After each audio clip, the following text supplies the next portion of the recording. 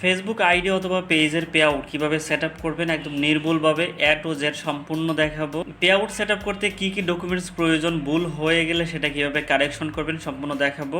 প্রথমত ফেসবুক অ্যাকাউন্টে যাবেন, তারপর প্রোফাইলের ভিতরে যাবেন, সেখান থেকে ক্লিক করবেন ড্যাশবোর্ডে। তো ড্যাশবোর্ডে যাওয়ার পরে একদম ডান পাশে চলে যাবেন, মনিটাইজেশন অপশনে ক্লিক করবেন। তারপর সেখানে দেখবেন যে আপনাকে কি কি অপশন দিয়েছে। তো এই মনিটাইজেশন অপশন পেজের যে এই যে সেট আপ অপশন আছে সেখানে ক্লিক করলেও আপনাকে pay out option set up করার অপশন দিয়ে দিবে, অথবা আপনি একদম হোম পেজ থেকে একদম নিচে চলে যাবেন, আদার্স টুলসে যদি ক্লিক করেন তাহলে পে আউট অপশনটা পেয়ে যাবেন। এটাই মূলত পে আউটে যাওয়ার অন্যতম একটা অপশন। যারা বুঝেন না তারা এই আদার্স টুলস থেকে পে আউট অপশনে চলে যাবেন। তো পে আউটে যাওয়ার পরে আমি এটা সেট আপ করবো, কিন্তু এখানে আমি দেখতে পাচ্ছি your earning are on hold, মানে পে আউটের কোনো অপশন যদি আপনি চেঞ্জ করেন বা আপডেট করেন তাহলে 5 দিন পর্যন্ত আপনাকে হোল্ডে রাখবে। এটা কোনো সমস্যা না, এটা জাস্ট ওরা ভেরিফিকেশনের জন্য আর কি রাখে। তারপর এই যে ফিনিশ সেট আপ আছে, এখানে যদি আমরা ফিনিশ সেট আপে দিই, আপনার যদি কোনো ব্যাঙ্ক অ্যাকাউন্ট না থাকে, অন্য কারো ব্যাঙ্ক অ্যাকাউন্ট আপনি আপনার আইডিতে অ্যাড করতে চান সেটাও পারবেন। তবে যার ব্যাঙ্ক অ্যাকাউন্ট সেখানে অ্যাড করবেন তার নিজস্ব টিন সার্টিফিকেট লাগবে। তো এই যে আমার ক্লায়েন্ট এমডি সোহাগ মিয়া, ওনার টিন সার্টিফিকেটও আছে, ব্যাঙ্ক অ্যাকাউন্টও আছে। যাদের টিন সার্টিফিকেট নাই তারা আমাদের সাথে কন্ট্যাক্ট করলে আমরা টিন সার্টিফিকেট আপনাকে মেক করে দিতে পারবো, একদম অরিজিনাল লিগেল। তো প্রথমত এই যে লিগেল ফার্স্ট নেম, আপনার নামের দুইটা অংশ থাকলে প্রথমের নামের অংশটা এখানে বসাই দিবেন। এই যে এমডি সোহাগ, এখানে আপনি এম বড় হাতে দিতে পারেন, ডি ছোটো হাতে দিতে পারেন। তারপর সোহাগ নামের মধ্যে এস বড় হাতের আর বাকি সবগুলো ছোটো হাতের, অথবা সবগুলো বড় হাতের আপনি লিখতে পারেন আপনার নাম। তারপর যে ডেট অফ বার্থ, আপনার টিন সার্টিফিকেট অথবা ব্যাঙ্ক স্টেটমেন্টের যে ডকুমেন্টস অনুযায়ী আপনার ডেট অফ বার্থ যেটা আছে সেটাই আপনি বসাবেন। তারপর কান্ট্রি দিবেন বাংলাদেশ, যেহেতু আপনি বাংলাদেশ থেকে করবেন। আপনি যদি প্রবাসীও হন তারপরও সেটা বাংলাদেশ দিবেন, কারণ ব্যাঙ্ক অ্যাকাউন্ট যেই দেশের, টিন সার্টিফিকেট যেই দেশের, আপনি সেই দেশটাই সেখানে বসাবেন। বিজনেস টাইপ সবসময় দিবেন ইন্ডিভিজুয়াল, কারণ এটা আপনার personal ID, personal page, personal account. তো সেখানে আপনি বিজনেস কখনো বসাবেন না। এখানে আরেকটা অপশন আছে বিজনেস, সেটা কখনো বসাবেন না। তো উনি ঠিকঠাকই বসাইছেন। তারপর নেক্সট করলাম। দেখেন পে আউট সেট আপ করা খুবই সহজ যদি আপনি সুন্দর মতো সেট আপ করতে পারেন। এখানে অনেকে ভয় পায় কারণ মিস্টেক হয়ে যায় তো অনেক সময়। এখানে যে লিগেল মিডিল নেম, এটার নাম যদি আপনার বড় হয় তাহলে মিডিল নেম দিতে পারেন। মিডিল নেম ওটা না দিলেও হয়, একদম লাস্ট নেমের সাথে আপনার মিডিল নেমটা যোগ করে দিতে পারেন, কোনো সমস্যা নেই। তারপর ডেট অফ বার্থ, এটা হলো ওনার প্রাইমারি অ্যাড্রেস। আপনার এনআইডি কার্ডের মধ্যে যে অ্যাড্রেসটা আছে সেটা এখানে বসাবেন। আপনার টিন সার্টিফিকেট অথবা ব্যাঙ্ক অ্যাকাউন্ট যার বসাবেন তার লোকেশনটা সেখানে বসাবেন। এখানে সম্পূর্ণ বানান যে কারেকশন হতে হবে তাও ঠিক না।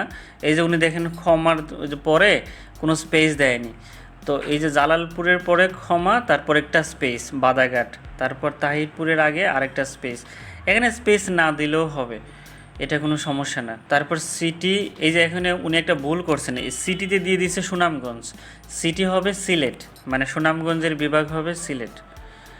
সিলেট তারপর হলো সিলেট ডিভিশন, এটা হলো স্টেট। তারপর পোস্টাল কোড ঠিকঠাক আছে, ওনার ফোন নাম্বারও দিয়ে দিছে, ইমেল অ্যাড্রেসও দিয়ে দিছে।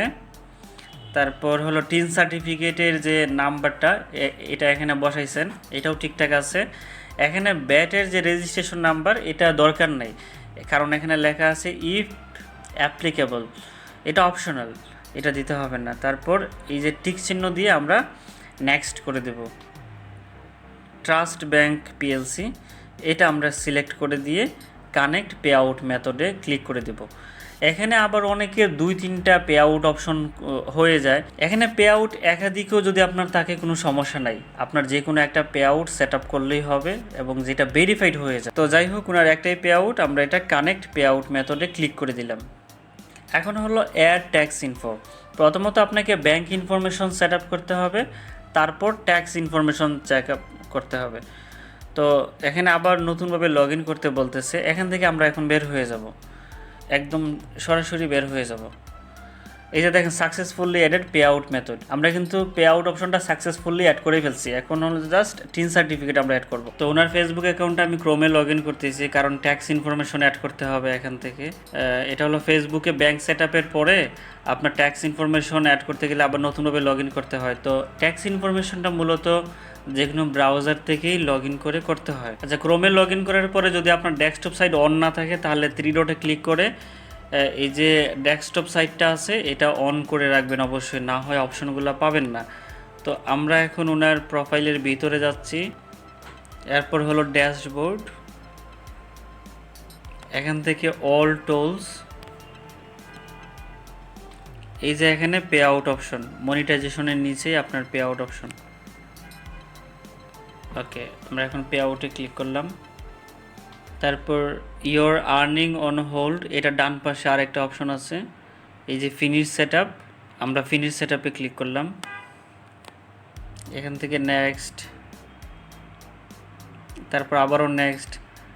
তো সেমভাবে আমরা এখন নেক্সট করে যাব, ইনফরমেশনগুলো ঠিকঠাক আছে কি না। পে আউটের কোনো ইনফরমেশন যদি আপনার ভুল হয়ে যায় তাহলে এগুলো কিন্তু আপডেট করা যায় না। এই পে আউটটা টোটালি মানে ডিসকানেক্ট করা লাগে, অথবা এটা চেঞ্জ করে ম্যাটার কাছে আবেদন করতে হয়। নতুন একটা পে আউট সেট আপ তারা দেয়, তখন নতুনভাবে আবার পে আউটটা সেট আপ করতে হয়। এটা আপডেট করার কোনো অপশনই দেয় না তারা। এই কারণে পে আউটটা খুব স্মুথলি সিনসিয়ারলি সেট আপ করবেন যাতে করে কোনো ভুল না হয়। নেক্সট, এরপর সোহাগ মিয়া নামের যে পে আউটটা আছে সেটাই আমরা কনফার্ম করে দিলাম। তারপর হলো add tax info, okay continue as Shaukat, owner আইডিটার পারমিশন নিল আর কি। যদি আপনি পেজের মধ্যে পে আউট সেট আপ করেন তাহলে পেজের যে অ্যাডমিন আছে সেই পে আউটের অ্যাডমিনের আইডির অ্যাক্সেসটা তারা এখানে চাইতে পারে, আপনারা এখানে একদমই ভয় পাবেন না। তো ট্যাক্স ইনফরমেশনের মধ্যে প্রথমটা আমাদের ঠিকঠাক আছে, ইন্ডিভিজুয়াল, এটা বিজনেস না। তারপর সেকেন্ডটা হলো আমি ইউএসএ সিটিজেন কিনা, নো, তো নো দিলাম। আচ্ছা, একদম লাস্টে যে অপশনটা আছে যে আপনার ইন্টারমিডিয়ারি এজেন্ট, এটার মানে হলো দালাল আর কি। দালাল বলতে মানে থার্ড পারসন কেউ কিনা। আপনি বলবেন যে no, I am not third person, আমি সেই ব্যক্তি যিনি ওই পেজের ওনার। ওকে, এটা আমরা নেক্সট করে দিলাম। তারপর এই যে সিটিজেনশিপ আমরা দিব বাংলাদেশ। তারপর উপরে তো আমাদের নাম লেখা আছেই, সোহাগ মিয়া। এখানে হলো নন ইউএস টিন, যে এটা আমাদের টিন সার্টিফিকেটের যে নাম্বারটা আছে সেটা আমরা বসাবো।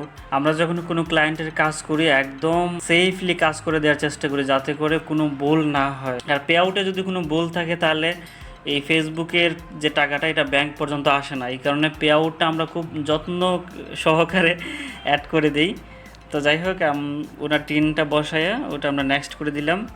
তারপর এখানে অ্যাড্রেস চাইলো, এখানে ওনার অ্যাড্রেসটা আমরা দিতে পারি। ওনার অ্যাড্রেসটা এখানে দেয়া আছে অলরেডি, এই যে অ্যাড্রেস লাইন 2, এটা অপশনাল, এটা দিতে হবে না। সিটি, স্টেট, পোস্টাল কোড সব কিছু ঠিকঠাক আছে, এখন আমরা নেক্সট করে দিলাম। আবার অনেকে আছে এসব কিছুই বুঝবে না, ইজি অপশন, তারপরেও এগুলো সেট আপ করতে পারবে না, সব কিছু মাথার উপর দিয়ে যাবে। তো সেই ক্ষেত্রে আপনারা আমাদের মাধ্যমে করাইতে পারেন, সামথিং কিছু বেনিফিট লাগবে, ওটা দিয়ে দিলে আমরা করে দিলাম। তারপর নেক্সট দিলাম। তারপর কান্ট্রি অফ ট্যাক্স রেসিডেন্স, আমাদের টিন সার্টিফিকেটের যে কান্ট্রি সেটা আমরা দিলাম বাংলাদেশ। তারপর নেক্সট, এখান থেকে একদম নিচে গিয়ে ওনার যে ফুল নামটা আছে ফুল নাম আমাদেরকে সেখানে বসাতে হবে। আচ্ছা, ওই সিগনেচারে ওনার যে ফুল নামটা আছে এই নামটা এখানে বসাই দিলাম। সিগনেচারটাও কিন্তু ইম্পর্টেন্ট, আপনার টিন সার্টিফিকেটে অথবা ব্যাংকের মধ্যে যে ফুল নামটা আছে সেটার মতো করেই বসাবেন। তারপর হলো এই যে টিক চিহ্নটা দিয়ে দিলাম। তারপর নেক্সট, আর নিচেটা হলো ডেট দেখালো, আজকের ডেটটা আর কি। তারপর এই যে এখানে আমাদেরকে একটা যে পিডিএফ আকারে অথবা একটা ডকুমেন্টস আকারে আমাদেরকে দেখাবে যে এটা হলো আপনার ডকুমেন্টস। একদম নিচে যাব আমরা, এই যে সাবমিট ফর্ম যেটা আছে, যদি সব কিছু ঠিকঠাক থাকে, হ্যাঁ, আমি যখন কারো পে আউট সেট আপ করি তখন খুবই যত্ন সহকারে করি, কারণ এখানে কোনো ভুল হওয়া চলবে না। তো সব কিছু ঠিকঠাক আছে, আমরা এখন সাবমিট ফর্মে ক্লিক করে দিলাম। এই যে ট্যাক্স প্রোফাইল পিডিএফ আকারে ওনারা দিয়ে দিছে ফেসবুক থেকে। এরপর এটা যদি টিক চিহ্ন না থাকে এটা আপনারা অবশ্যই টিক চিহ্ন দিয়ে রাখবেন। এটা আপনার ইমেলের মাধ্যমে তারা ডকুমেন্টস করে দিবে এই যে পেপারটা। ওকে, টোটালি ডান হয়ে গেল। এটা কিছুক্ষণ সময় নেবে, তারপর এটা অ্যাকসেপ্ট করে ফেলবে আর কি। যে পে আউট আপনি সব কিছু ঠিকঠাক মতো সাবমিট দেওয়ার পরে মিনিমাম 24 ঘন্টা থেকে 7 দিন পর্যন্ত তারা সময় নেয়। আগে 1 উইকস পর্যন্ত সময় নিত, 7 দিন পর্যন্ত। এটা বর্তমানে 24 ঘন্টাও লাগে না, কয়েক ঘন্টাও লাগে না, এটা অ্যাকসেপ্ট করে ফেলে যদি সব কিছু ঠিকঠাক থাকে। পে আউটে আপনি ভুল ইনফরমেশন দেন বা সঠিক ইনফরমেশন দেন, তারা কিন্তু এসব বুঝে না। তাদের কথা হলো আপনি ডকুমেন্টস সেখানে সাবমিট করছেন, তারা ওই ডকুমেন্টস অনুযায়ী আপনাকে সেট আপ দিয়ে দিবে। এই কারণে সেট আপ করার সময় খুবই সেফলি, কোনো অক্ষর একটা যেন ভুল না হয় সেইভাবে এটা সাবমিট করবেন। তো আমরা একটু রিফ্রেশ করি।